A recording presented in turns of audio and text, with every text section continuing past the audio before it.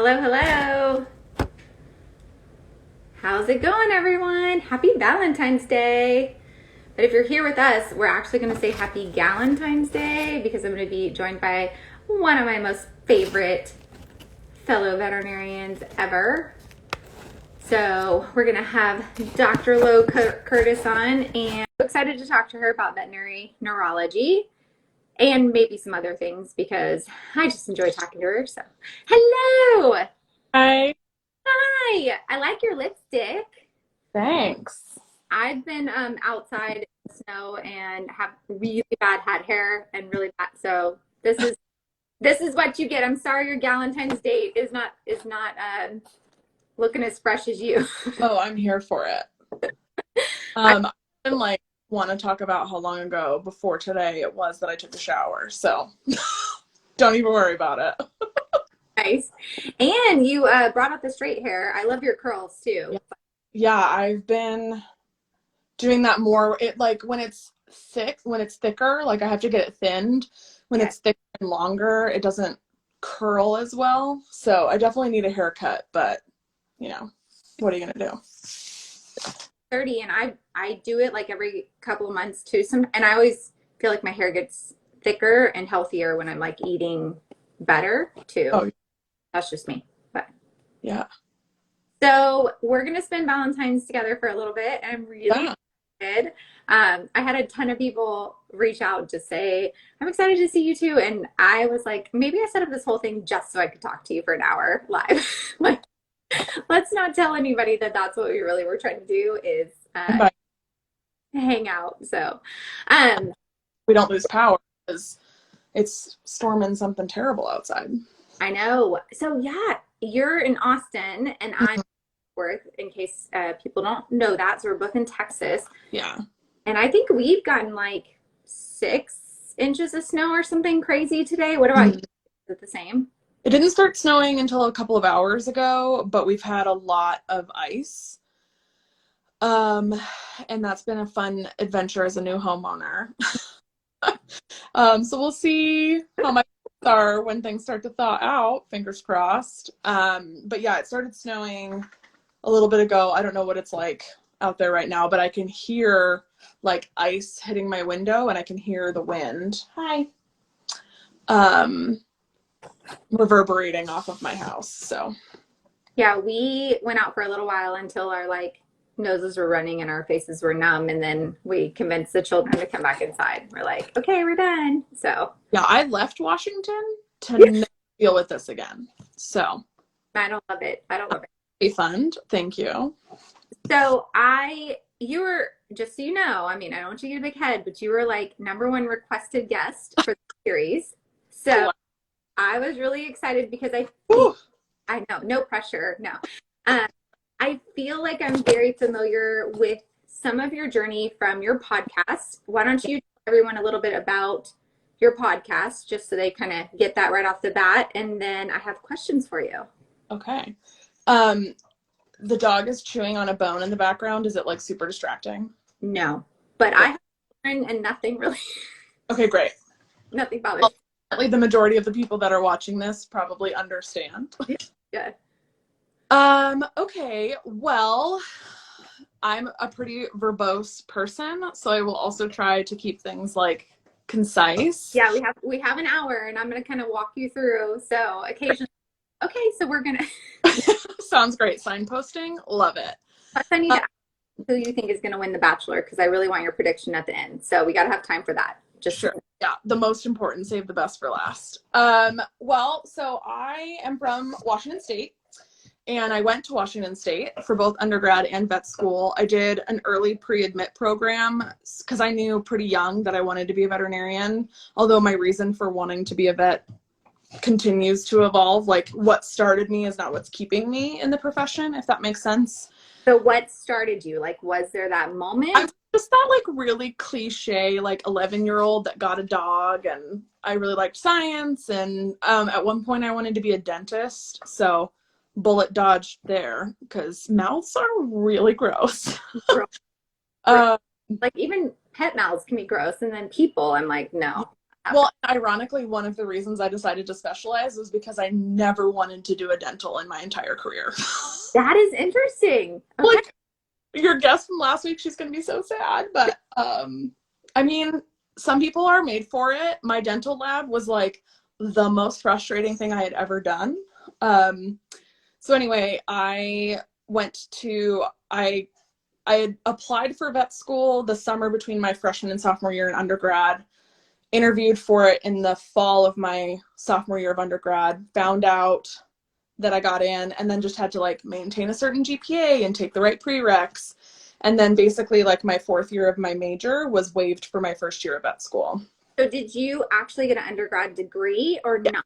Okay. Yeah, I have a BS, but I graduated after my first year of vet school. So it was a little bit kind of weird to like sit through graduation. I mean, I like some of my best friends from undergrad were in my same major. And so that's ultimately like why I wanted to walk. And also, you know, like parents loved that. And my parents got kind of robbed of that experience from my siblings. A lot of them did like Running Start and things like that, or they didn't do a 4-year university. And so I was, you know, like the baby of the family, and I just like wanted to give my parents that little moment. And then, did vet school at Washington State University.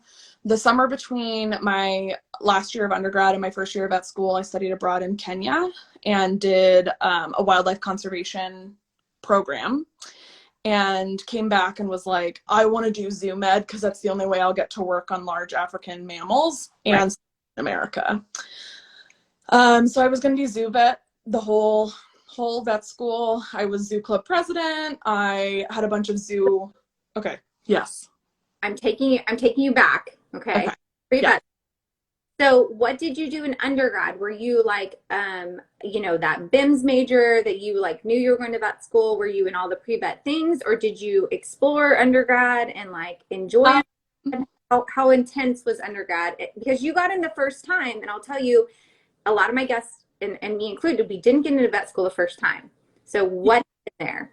So I guess one of the kind of nice things so at Washington State, through the honors college, there were 3 majors that if you were in those majors, you qualified to apply through the pre-admit program.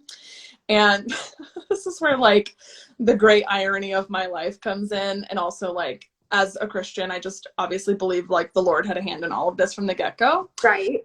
So the 3 majors were either zoology, animal science, or neuroscience. And at a recruiting event, the neuroscience recruiter told me that neuro was like the hardest major on campus. And I was like, sign me up, which I don't think it was the hardest major on campus at all, because I lived with engineering majors, and I think their major was a lot harder.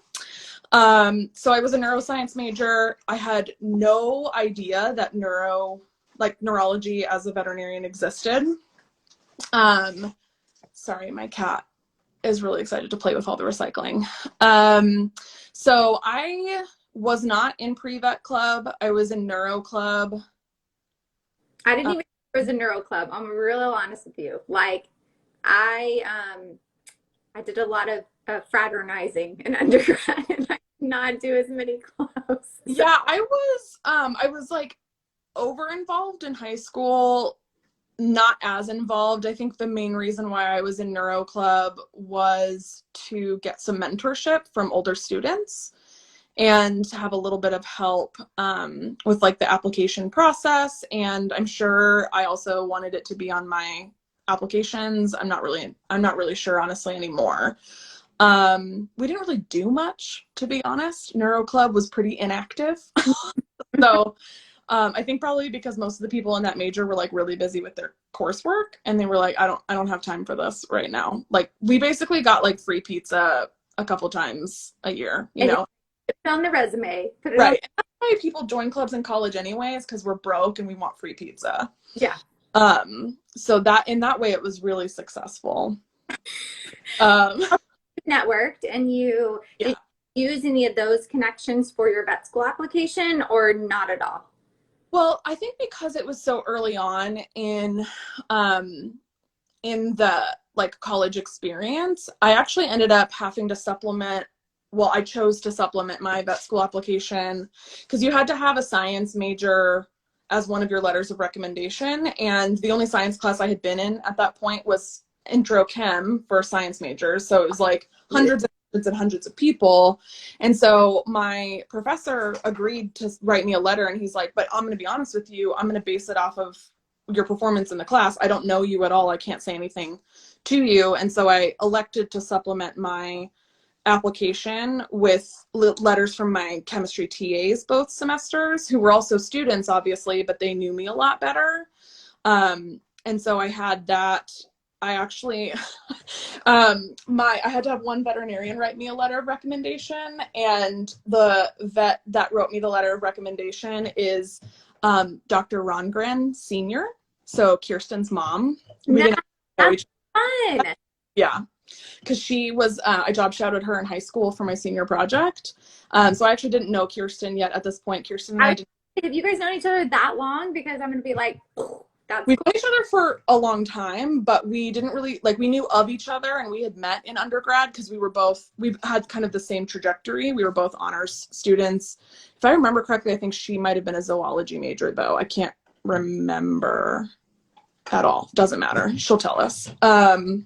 Do you think you got in the first time just because like your grades were strong, your GRE was strong, and you kind of did like the early track program and you did like a hard major, or what do you think? Yeah, I think, I mean, I didn't have to compete for specific spots. Like, there were only 3 of us applying that year, and they could offer all of us a spot. We obviously all had to get in with our own merit, but I took the appropriate prerequisites. I felt like I had strong letters of recommendation, and I think I interviewed well. I could see that. Yeah. My major allowed me to do mock interviews. So professors from my major, we set up a mock interview, and they were really hard on me. Like, after the mock interview, I cried a lot. Also like called me out on some things I put in my CV that I couldn't really back up. Like, I read journal articles, and they're like, which ones do you read? And I'm like, But my interview, like that's cool. Like I've yeah. never heard of that happening in undergrad, and that's actually really, really helpful. So yeah, mock interview was a lot harder than my actual vet school interview, and I mean, on purpose. Yeah. So I think that helped. And then, yeah, I mean, I think in general, like, I had a pretty good rapport with professors because I'm certain that they reached out to colleagues of theirs at the university who had me in class. I also had an English major, or I had an English professor write me one of my letters. And I think that she wrote me she and I actually didn't get along at first. We butted heads at first. And then I think like we earned each other's respect. I don't really remember all of it, but, I ended up writing a paper for her class that was just really thoroughly researched. It was about something I was really passionate about, and she and I ended up having a really great rapport, and she actually gave me like a copy of the letter that she wrote. I don't think I still have it, but I just remember being like, this is a really strong letter, and I think it's good to have a variety of people, because a lot of people, I mean, you don't even have to be a science major to get to vet school. Like, you could be a lit major as long as you take the right prerequisites. Yeah, and if the letter's really personal, it does make a huge difference. And even when I write letters for people, it's way different if I've known you since high school and I know how bad you want it and like everything you've done for it versus I've known you for a week when you hung out with me, you know? So I do think that makes a huge difference. So we got through undergrad, you're going into vet school, you're pumped up about it. Tell me when the neurology, like, this is it. This is the direction. When did that happen? How did so vet school was not easy. I mean, for anybody, but I definitely didn't know how to like study. I didn't know how to prioritize. I didn't handle stress or test anxiety very well at all. And so there were times, I also feel like in an academic setting, a lot of the people that are your mentors have always been in an academic setting and have not really ever been in private practice. And so they have a very specific experience. Yeah. And so I think that there was a lot of really intense and overwhelming information about like what it will take to get an internship that I think is totally false. I have a completely different perspective on the internship process than the majority of the professors at your schools will have. And so I got very discouraged and actually gave up on the idea of specializing and was going to do mixed animal, which is hilarious to me now. Did you specialize, or did you know it was neurology from the beginning? So from the beginning, it was zoo. So I originally wanted to do zoo, and I had like it's an ag school, so there was a lot of like, hey, like a lot of people do small animal, but there's a lot of ruminants in zoo medicine. So think about doing mixed animal or large animal internships, and so first year totally zoo. Second year really really hard. It was like I can't. I don't have the chops for it. C's get degrees, except we didn't actually. Washington State probably still is, but at the time was pass fail. We didn't get grades. My vet school GPA was 0.0. Wait, it's pass fail? Like you don't see, we used to say C equals DBM. That was what we would say. Yeah. Yeah. So, yeah, I mean, we were totally pass fail. Like some of the classes were really freaking hard to pass, but, Right. we got ranked. And the rationale behind that was to try to reduce competition. And I'm like, that's so dumb because, Yeah. still pass fail. Huh. I think that's dumb because when you get a grade, you're competing with yourself. When you're only ranked, you're literally competing with everyone else. Like I was, I think 53 out of 96. And Okay. so that ends up, I think, being kind of also an important thing because I had a lot of feedback that I would not get an internship because I was not in the top 10% of my class. Total BS. Yeah. So second year was really rough in a lot of ways. It was just a hard academically. And then I just started to feel really discouraged. Third year, so between second and third year, I did an internship at the vet hospital at Jacksonville Zoo in Florida for 2 months. And so I was like really excited, ready to go. Third year, still very strongly zoo. During third year, when you're planning fourth year, I set up 3 zoo externships, one at Cheyenne Mountain Zoo, one at Denver Zoo, and then another one at Jacksonville Zoo. And then fourth year came around and I did my first externship at the Cheyenne Mountain Zoo. That was my first 4 weeks of fourth year. Came back, did GP, did an exotics rotation that I hated. Really? The way that the rotation was set up. Yeah. And then I did my neuro rotation. And then that's so you went all the way to fourth year, like all the way to fourth year thinking zoo. I mean, knowing you wanted to specialize and, kind of can I what but neurology had that rotation. Was it the professor you worked with was so amazing? Was it the cases were so interesting? Was it just all of it? Like what was it about neuro that really hooked you? Yeah, so this is where like it's just looking back, like we all laugh because obviously I was always going to be a neurologist. Like I was a literal neuroscience major. I also, my first year of vet school, my roommate wanted to be a neurologist. She was who I found out like that neuro was even a thing. Right. She had done like every summer she went and worked with a neurologist in Seattle who then ended up being my resident mentor. So it's all like full circle. And then, but I was like, that's so cool for you. I'm going to do zoo. Yeah. And then I actually, probably the worst exam of my small animal medicine course was my neuro exam. Did really bad, but to be fair, my dog had passed away the week before. So I was in a bad spot. I, in fact, felt so terrible about how I did, and I had so much respect for the 2 neurologists that taught that course that I went and found them and apologized to them for how badly I did and just proceeded to like weep in front of both of them, which was really overwhelming to them both. Oh, no. Yeah. I mean, we all laugh about it now, but we had just really incredible neuro faculty at my school. And then it was, and we had great neuro residents. Well, the senior resident was amazing. The junior resident got fired, but the senior resident was incredible. Yeah. And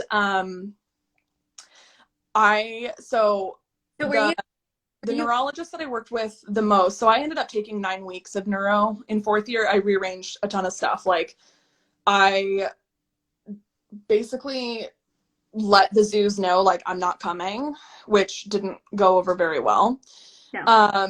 But at the end of the day, like, I could advocate for my career and people, or I could people please, and I had to choose my career. So I ended up doing extra neuro rotations in the hospital. I did a 2-week neuro rotation in a private practice in Seattle, which ended up being my residency.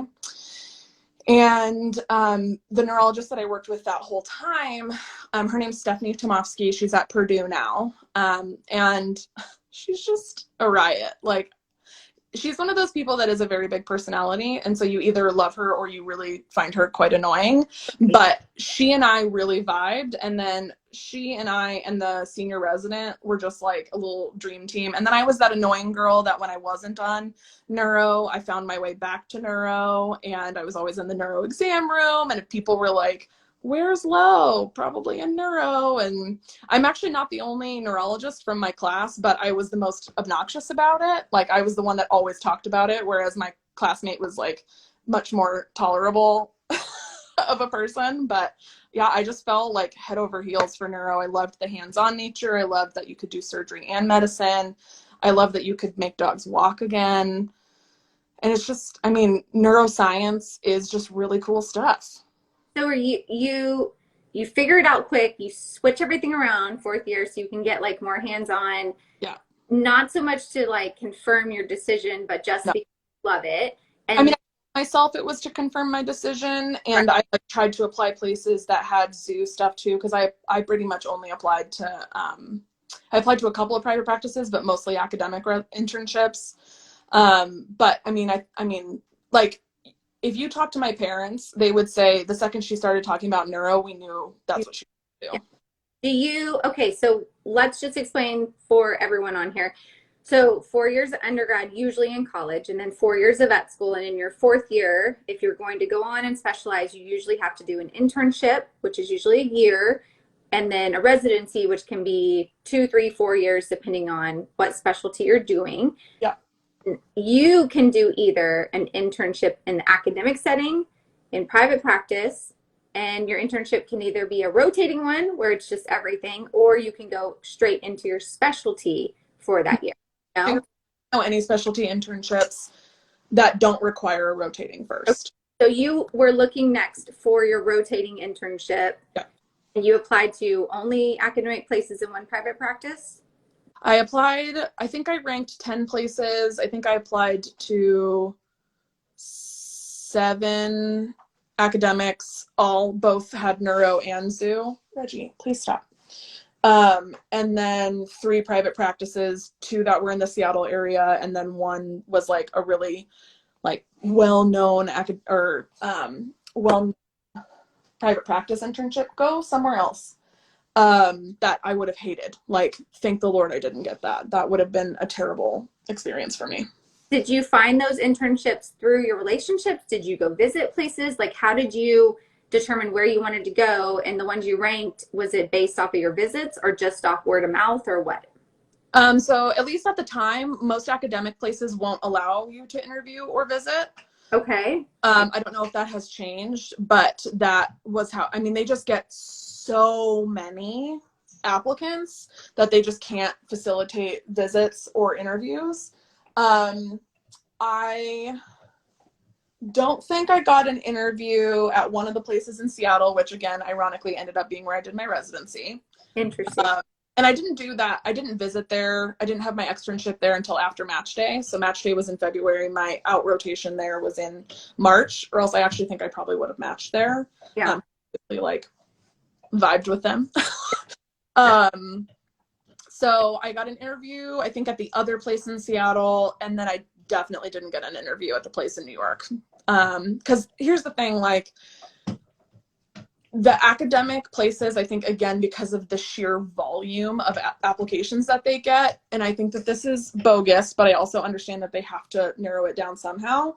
They're going to look at GPA and rank. It's the only objective way for them to filter out hundreds of applications. So to be honest, I don't think I was on the radar for any of the places that I picked, except for the Seattle place. I interviewed really well. For all I know, I was like their 6th pick and they only took 5. Lupin, they are really just like trying. I think they think there's like people hanging out and they're not a part of it and they want to be. So I actually ended up not matching. I did not match. For your rotating small animal internship, right? Yep. At school. Okay. Yes. So scrambled, because you are the one who taught me about scrambling podcast. I had no clue that even existed. Yeah, it's not fun. I don't. I mean, here's the thing that most people won't tell you is that there are more internships than there are people applying for them. So people who are in the match waiting to hear, they will get an internship. They may not get one through the match process, and they may not get one that they necessarily like love, but I can tell you I definitely didn't love my internship, and it still worked out pretty okay. Okay. Let's just talk about that for a second. And we don't have to go into like specifics, but I did an internship too, and it was crazy hours and it was a lot. Like, I loved mine, but I felt like what I did, I learned so much, and I was the first set of interns at this place, so it was very kind of, I helped them figure it all out, and it was, you know, there wasn't already that like feeling of I'm just gonna like use you as a body. It was very like, you're gonna do things and we're really gonna like support you and teach you. So it worked my butt off, but I felt like I learned so much, it was worth it. What was it specifically about your internship? With, you don't have to like, I don't want you to call anybody out, but was it out? Was it hierarchy? Was it, what was it, do you think? I think it was a combination of things. The attendings really didn't teach at all. It was very obvious that we were predominantly there to run the ER. So we didn't get taught by attendings. Fortunately, we had a stellar set of residents when I was there, and the residents taught a lot. Like, I learned a ton from them. I ended up having a really good relationship with the neurologist there, which was, you know, obviously the most important relationship for me to foster. But they also, that particular place had, the intern directors were on the ER board, which felt a little bit like a conflict of interest. Because ultimately our job as interns, they could literally, if you were in the building, they could force you to see ER cases. Like, I had to scrub out of a TPLO when I was on the surgery rotation to see a vomiting dog because the ER doctor didn't want to see more than one case at a time. Yeah, that's not, and that's what I've heard. And I did a large animal one, so I think it's different, but that's what I've heard a lot is you're in that ER capacity, and not always even like led into that in a, we're going to teach you way. It's more like we you as a body. I do think that's tough. So you survived that year, and then you're for your neurology internship. So another year, right? Yep. So I matched for my neuro internship, but I wasn't really surprised about that because I pretty much knew that I was their top choice and they were the only people I ranked. Because they were the people that I did my externship with when I was in 4th year. So I was really excited to go home for my neuro internship. And I knew that there was the possibility they would keep me on as resident because that's what they had done with their last resident. And I had a really good working relationship with the 2 neurologists there. One of the neurologists even made a comment like, she was like joking, obviously, but she's like, I want to sabotage your residency applications next year, so you have to come back and be my neuro intern, which felt like I was probably going to match there. Yeah.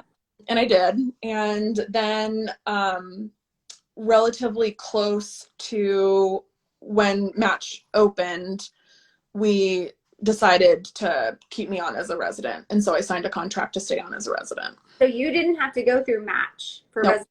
Okay. I didn't know you couldn't go through match and you could just do contracts and do it. Was this a private practice or a academic? Okay. Yeah, it's a private practice, but you would be surprised how many academic places already know who they're going to rank.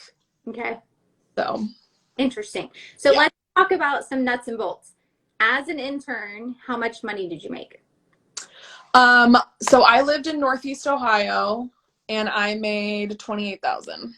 Okay. Was housing or anything like that, or money every month for my parents to make rent? Okay. Yep. That's kind of what everyone's been saying. What Yeah. about residency? Any bump in pay? Um, I made 31 as a neuro intern, but was living in Seattle.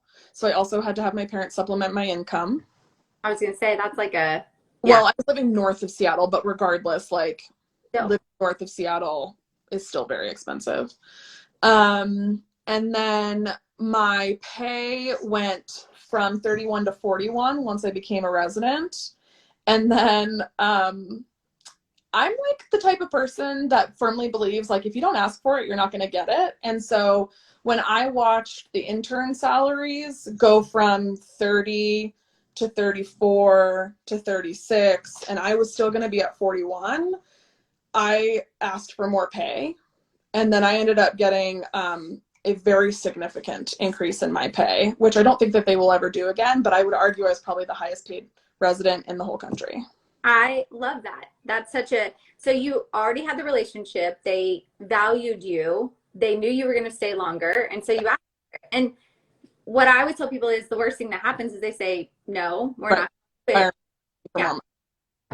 So it's always worth putting yourself out there. And if you have that relationship where you know that you bring value to them and it's a good relationship, then usually it's happened. So that's amazing. I mean I already knew you were brave and awesome, but that makes me really Yeah, it seemed to me like so by the time I was going to be a third year resident, the interns were going to be making 40,000, which is appropriate for the cost of living there. And right. I felt like as a third year resident who for the most part is operating pretty independently and bringing in a ton of revenue to the hospital, I should probably make more than 1,000 more than interns who are not operating independently. And I presented that, and then the hospital director at the time, she's like, let me, look at the numbers. And then they offered me way more than I thought I was going to get. I that's great. And you also said like I know what I'm generating. I mean, I know because you do know, like you know how much those surgeries cost. You know how much those Yep. patients are or those workups are. So Yep. it's you can tell what that is. And I even on a percentage basis, it's like easy to say, well, today I made this much, for the Yeah. hospital. So I like that. Dr. Tay Frosty wants to know what are your thoughts on an academic versus a private practice residency for neurology? Is there a huge difference? Is one better, not better, just different personality? I think that there's definitely a difference.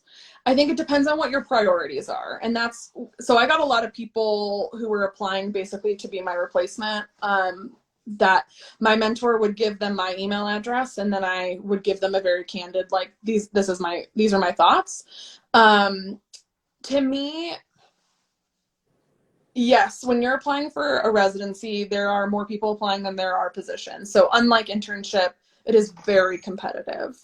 But I still think that you are in a position where you're interviewing them as much as they're interviewing you. It's a 3-year commitment, and it is a really hard thing if it's not a good fit to walk from and then complete somewhere else. Not impossible. There are several instances of people switching for Right. whatever reason, but it's a lot more difficult. So for me, you're unfortunately very likely not going to find a residency that has everything that you want, because most people want a decent salary, a not terrible place to live, caseload, mentorship, an opportunity to publish, and what have you, a good working relationship with the ER, good hours, blah, blah, blah. I don't know a single residency that fits all of that criteria, which stinks. I think that's dumb. I think that we should be doing a lot to change residency programs and have more accountability for the programs themselves. Right. But what I told people is to get just super crystal clear on what the most important thing is. And I would say if you want a lot of direct mentorship and opportunity to discuss cases, private practice is not a good place for you. Private practice is pretty high volume. I had my cases, my attendings had their cases. Initially, we overlapped a bit until they felt comfortable with my skill. And then it was like, let us know if you need us, which they were always there. They always were available when I needed them.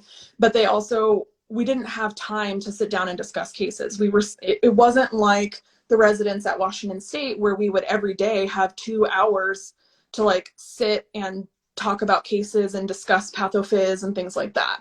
So if things like you're really interested in research, or you're really wanting to be able to dissect those cases and understand them, and maybe you're not a self-directed learner, that you need more structure, then an academic residency is going to be a better fit for you. If you are someone that's pretty independent, that you want to be able to kind of run with it, you want some autonomy, and you want a lot more experience and a higher caseload, private practice is going to be a better fit. And you will probably get paid more in a private practice. Yes. Because they have better budgets, to be frank. Like, state-run universities aren't given the money that they need to operate for the most part. And then I do think that as rigorous and as difficult as my hours were, I also think that private practice is, quote unquote, a little bit more practical when it comes to workups and things like that. And so I will tell you, I got called in during my residency once. Oh. Part of that was because we were a 24-hour service, or a 7-day-a-week service. We had coverage every single day. And so when you weren't on call because there was someone there. Okay. So I was never on call on my days off. And then we didn't cut in the middle of the night because there's just not actually, like, the more papers that come out about spinal cord injury, there's no real justification to wake people up in the middle of the night and have them come in. So there's some dogma that's changing there, but there are several universities that still operate with that dogma and still call their residents in.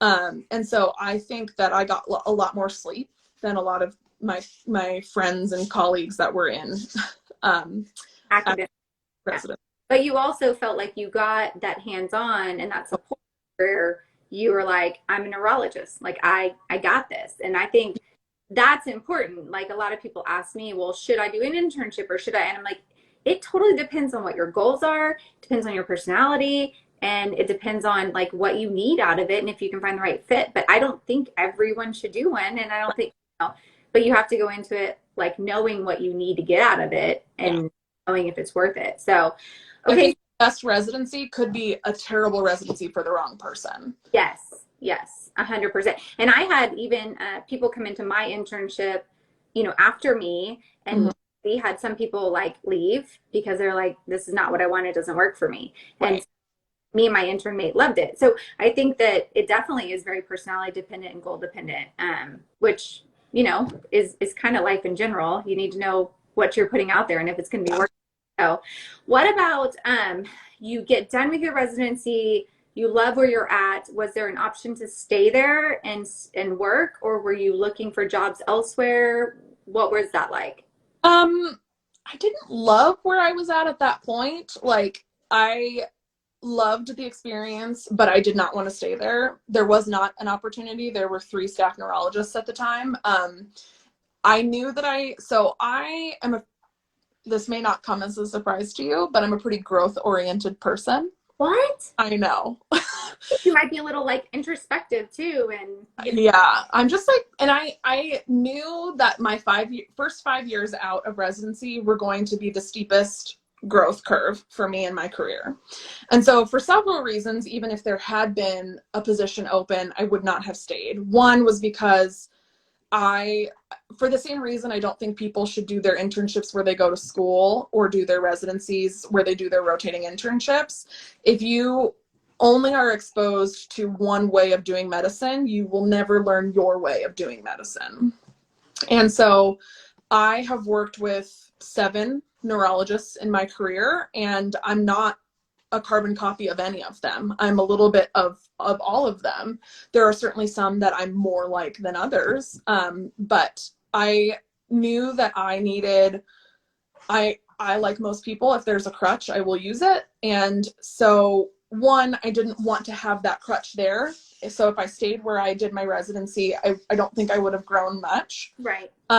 Two, I don't know that I would have felt like an attending if I stayed where I did my residency. Yeah, because once you're seen, that's very true. Like, there's actually scientifically proven that when people meet you in whatever position you're in, that is how they will always see you. And that's also hard within vet clinics when they promote from within and they Yeah. make the tech manager all of a sudden, and they're like, why does no one respect them? And it's because when you've known them forever in one position, it is very hard to then look at them a different way. So I think that is very smart and very specific, you know, like knowing, okay, this is my time to grow and I need to like push and challenge myself. I also think though, that's what keeps us from getting bored as veterinarians. Yeah. Which I'm that type of person. Like I can't do the same thing and stay in the same place for too long, or I have to, like, I need to challenge myself. So you went job hunting. Mm-hmm. Where did you end up? So another thing that I feel like was probably a God thing was just like, I felt very strongly that I was either going to be in San Diego or I was going to be in Austin. I knew. Because Texas is the best. Sure. Oh, come on. I also knew that there was potentially a job opportunity in the Seattle area at a different clinic. But I also knew that I don't want to live in Seattle. Like, it's very expensive. I really struggle when I don't have sun. And every winter I noticed it was harder than the winter before for me. And I also, Seattle to some degree will always feel like home, but to another degree never felt like home, if that makes sense. Mm-hmm.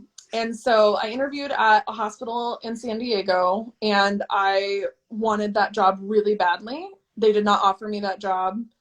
I think now in hindsight, I actually am really glad. Mm-hmm. And also I think San Diego is a really fun place to visit, but culturally would not have been a great spot for me. And it's also super expensive. Yeah. I like living a certain way, and I would never have been able to afford that type of living in California or in Washington. Interviewed in Austin. I'll be honest, didn't have the greatest first impression of Austin, not because of Austin, but the 24 hours that I was here for my job interview, my 4-year-old cat passed away, while I was gone. Kind of a traumatic experience for me. Yeah. It was also in December, so it was 40 degrees and raining, and I'm like, what is this weather?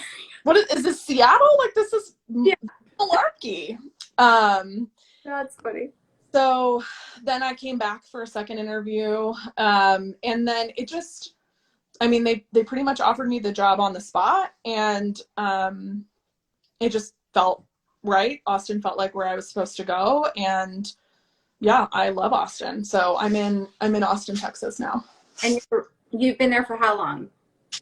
A year and a half. Okay. And a ton of people ask me, what does your daily life look like as a neurologist? What's your schedule? So can you run through that kind of quick and let me know? Obviously it's a little bit different every day because so much of it is emergency based, but in general, the setup of the schedule is I work 4 days a week. I see appointments in the morning. I leave the afternoons open for procedures. And currently in my current situation, I'm on call every other weekend. Okay. That's a pretty good schedule. I know, didn't you work with another neurologist, but they left recently and you're the only one now, or is there another one? Yeah, I've been solo for 8 months. So what I like to hear is the fact that you're solo, but you don't work 7 days a week and be on call 24/7. Yeah, you know, about my boundaries. Yeah, that's very important. Yeah. I feel like it's Valentine's Day, so I can tell you that I'm crushing on you even more than I was before, hearing all these little pearls, which is why everyone followed the podcast, Thrive DVM podcast, because you drop all these little pearls all the time, and it is so good, and they're short little, you can listen to it while you're working out, and you're like, oh, that's so good. So it is a little bit spicy too. So that's what helps you sometimes though, put yourself out there. I did have a question, back surgery terrifies me. Yeah, Like, I mean, back, well, like you go in there and you like muck around the spinal cord. I like to think I don't muck. Well, I would muck around the spinal cord. So, like the first time you're like back surgery, was it just like an out of body crazy experience, like looking down at the spinal cord and just being like, what the F am I doing? Or was it like, this is the coolest thing ever?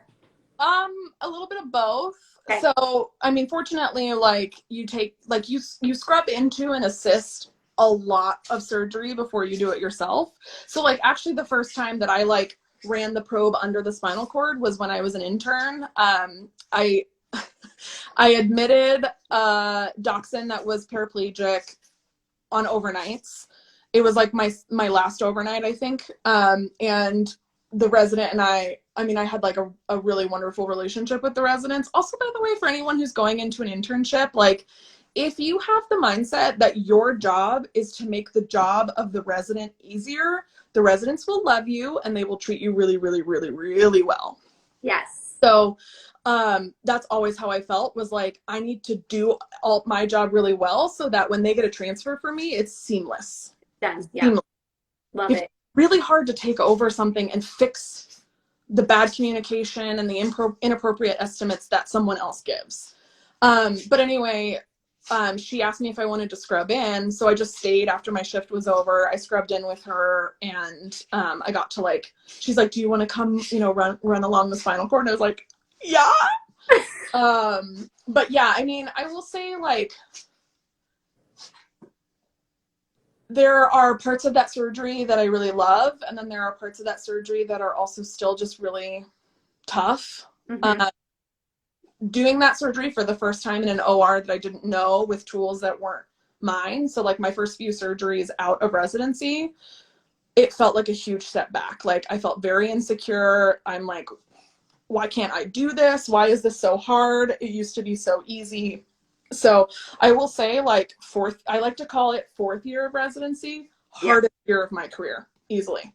Yeah. I could see that. I think the mindset thing that you were talking about with wanting your resident to have an ease, I think that's just veterinary medicine in general. Like when you join a practice as a veterinarian, your job is to help your fellow veterinarians and to make everyone's jobs easier. Like your technician's jobs, your receptionist, like that is what you should be looking to do. It's not to make things easier on yourself. It's Right. to be a part of the team. So I love that. And I think that it's interesting that neurology is one of the few specialties where there's medicine and surgery, and you do so much imaging also with Mm-hmm. the abnormal. And I know you probably have people who read images for you and with you too, but there's a lot of moving parts. And I do know, I think there's kind of subspecialties, or at least it sounds like it, because I know some places will do like brain tumor removals, and Mm-hmm. some do that, some don't. Kind of like how surgeons, some do orthopedics and some do soft tissue. Right. Do you, is that true? Like, is there kind of subspecialties on the surgery side of things? I mean, I think that there are certainly people that have different levels of like, what's the word I'm looking for here? Curiosity in certain things. Like, you'll never find me doing a dog brain tumor. Like, one, I never did one, and I mean, I assisted, but I was like the third assistant. Oh, spays scare the poop out of me too. If that's say, I brain. will never do a spay ever again. What? If you find me in a body cavity, you need to call someone, because I shouldn't be in there. No, so some people are certainly interested. I mean, there are also like there's equipment that you need to do certain things that universities will have because they get grants versus me or whatever. And so I pretty much only do hemilams, ventral slots, lumbosacral decompressions. And then, I mean, it kind of just depends on who you work with, or who, where you trained, how much experience you got, because it's a caseload thing too. Like, the resident before me never scrubbed into an AA Lux in his entire residency. I got 3 my first year. I mean, I won't do those, but Yeah. I mean, I've seen them, so there are lots of things that I refer to Texas A&M for. Yeah. And I think that that's good to have like your niche. Yeah. obviously you need to know how to do the common things that are going to present in the ER, but Right. something like a brain tumor is not as common, and Yeah. owners wanting to actually do surgery on them is even more Yeah. so. And I mean, and I am also, it turns out, I found out about myself, a fairly conservative surgeon too. And I've had a lot of success with medical management, but appropriate medical management. And I don't have enough convincing evidence to me that like the survival times for surgery with radiation compared to radiation alone are not significantly different enough for me to really push for brain surgery in dogs. Cats are a different story. Yeah. And so I pretty much refer to radiation oncologists. That makes sense. I really enjoy all this, and I feel like you dropped like a lot of really good information just in general about veterinary medicine. I also like that you didn't have like it wasn't an easy path, you know what I Right. mean? And I think that's important. Pretty much everyone I've talked to, there's been something that set them back or something that made them go, whoa, wait a second. And they had to like, but they adapted and they like Mhm. kept moving forward. And I think that's one of the things that makes you good, especially when you're that passionate about something. So we have like 9, 10 minutes left. And now I just want to Yeah. questions. Yeah, I have lots of interests outside veterinary medicine. Yes, you do. I think both of us really enjoy food, so I cannot wait until this is over because I'm going to come to Austin and you're gonna show me all those amazing places that you took your mom to eat. So, but we also I tune in to your account Mondays just to watch your Bachelor story recap. It makes me so happy, and your face is like, yes, it's good. I do So various ways. So I love him as the Bachelor. Do you love him too, right? Yeah, we've had a lot of real shitey bachelors for Yes, a long time. He's great. I wish that they would pull people from outside Bachelor Nation more often. 100%. I agree, and he's hilarious. And then the way he's handled the drama has been Yeah. wonderful. Yeah. He, I think that he's he is who he says he is, and he does what he says he'll do, which is tough to find these days. And then like, I mean, also it's a little bit unfair because Peter was so bad that like by comparison, it's just like anyone. But yeah, I mean, I agree. I think that he seems to have a lot of integrity, and I like that he seems to really pay attention to the person that's in front of him. And his laugh is really hysterical too. Like he just seems like he wants to have a good time. Yeah. I'm like, I just want to hang out with him, which I think is something that you want in a Bachelor. Yeah.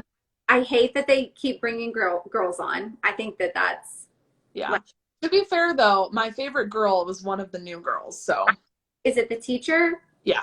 Yes, love her. Like Yeah. she's one of my top twos. Her and her another one. I won't tell you the other one yet because I want to hear yours. But no, I really do. You can like tell the chemistry, and I like her a lot. But I feel like it was such a Yeah, I mean it's kind of a dumb thing to do, especially since like obviously they know it's gonna create intergirl drama. And that was, I mean, I'm very disappointed with ABC. yes, And I on numerous occasions feel like I'm going against my values by continuing to support the franchise. But yeah, I really like Matt, and I really like that he called people out. But I mean, ABC is like very clearly giving airtime to people who don't deserve it, despite multiple public outcries yes. to treat people better. So it is pretty disappointing. And I will say just if you go on a dating reality show, there Yeah. is drama. So Right. it's like, I mean, that's part of it, right? Okay, so tell me who are your top ones, or who do you think is going to win the whole thing? And Dr. Court agrees that she loves that contestant also, but who else? I only know a few of their names. I'm horrible at like looking at the names when they put them. Yeah. So I think the people that I think will make it far versus the people that I like aren't necessarily the same people. So I will throw a fit if Michelle is not in the top two. And quite frankly, I she's the only one that I feel like makes sense with him. Like, I think the other ones, there's a lot of other people that like I think he's really vibing with, but she seems like the one that like from a lifestyle standpoint, like they're both wanting to make a better world. They're both pretty entrepreneurial. They have a good time together, but they have good conversations. She stays out of the nonsense and the drama. I honestly am having like kind of a little bit of a hard time even remembering their name. I she was like the first one-on-one. Yeah. And I like her because I don't feel like she like really gets into it either. I like Abigail too. Yes, love Abigail. But she also not like had very much time with him recently. I know. And that's the other thing about bringing the other girls in. Like, I get it, but then it's also like. Well, also, I mean, to be fair, like there's an account called Bachelor Data, and they did a breakdown where they showed like the amount of screen time that people are getting, but then they also broke it down into like white women versus women of color. And there are far more women of color on the season than white women, but the white women have the most amount of screen time. And so, I mean, there's a fairly decent chance that he's giving more time to people, but we're not seeing it on screen because they're not being. Right. Well, it'd be interesting if they broke it down further into positive screen time and negative screen time. They do actually do that. They do? Yeah. I don't remember specifically most recently, but especially after Ashley, the girl that left, because she was like the one that like passed out and stuff. Yeah. They did. I know that they did a breakdown of positive, neutral, and negative screen time on that one. Hey, so what was that account? Because now I need to go check it out. For data. Okay, I need to follow that account. Okay, sorry. My phone's trying to die. That's you okay. Introduced me to the account. The didn't you like you share the account that has all the government stuff? Oh yeah, Sharon says so. Mm-hmm. Yeah. And I love that account. Yeah. I'm obsessed with it, and I like watch it all the time. And I think she's amazing. And the information super funny, and I do really like the fact that she just presents facts. Yes, she's like she's super funny though. Like how she does it. Yeah, and now my favorite songs in the whole world are Broccoli Casserole Recipe, Attorney General, Butter. The things she puts up, and then all of a sudden it'll be like whales, and I'm like, what is? But she's so right. Whales are enchanting to watch. I know. So incredible. That is another really good account that you turned me on to. So I want to make sure I hit my hour mark, and I probably need to finish my drink and go to bed in a little bit. So I just really appreciate you coming on and sharing your story and your journey. And I think that, again, I can't talk anymore about the podcast and about even after, like, I've been out in practice since 2009, and you still say things that I'm like, oh my gosh, she's so right. And I need to like think about that. And I think that says a lot, right? That it's not even just that students or new grads that you're speaking to, like you're speaking to everyone in veterinary medicine and the struggles we're having, and you really are wanting things to go in a more positive direction. Yeah. And that's why I love you, and I love your accounts and everything. So tell everyone how they can find you and how they can get a hold of you if they want to ask more questions. This is Reggie, my dog. I spend the most amount of time on my personal account, LowCurtis _low.curtis. And I'm not always super great at answering my DMs in a timely manner, but I answer every DM. I just get sometimes a little bit overwhelmed, especially if I want to give a good, thoughtful answer. And then I post new episodes and a quote from every episode on the Thrive DVM podcast. I also have a website, lowcurtis.com, where there's going to be monthly freebies, and I'm in process of figuring out like coursework, which it turns out that's a little bit more complicated than I really thought it was going to be. Are you doing mentor calls though and stuff too? Because I thought you were doing something where you were gonna, like, meet. Yes, I have. I'm open to coaching. I do a 20-minute free session where I send you a survey, have you fill it out, then we kind of chat for 20 minutes, figure out if it's a good fit, and then we talk about where to go from there. So that initial consultation is free for 20 minutes, and you can reach out to me on the website. Okay. I love all of that. And I'm really glad that you are on social media. You're sharing your story, you're sharing your experience, because I think we need to do that as the veterinary community. Yeah. So people know like what we really deal with and what it's really like out in practice, you know? So I just appreciate you and thank you for spending part of your Valentine's with me. All right. Have a good night. Thank y'all for joining us. If you have questions, drop them to either of us and we'll catch you on the next episode of Veterinary Careers. Bye. Bye.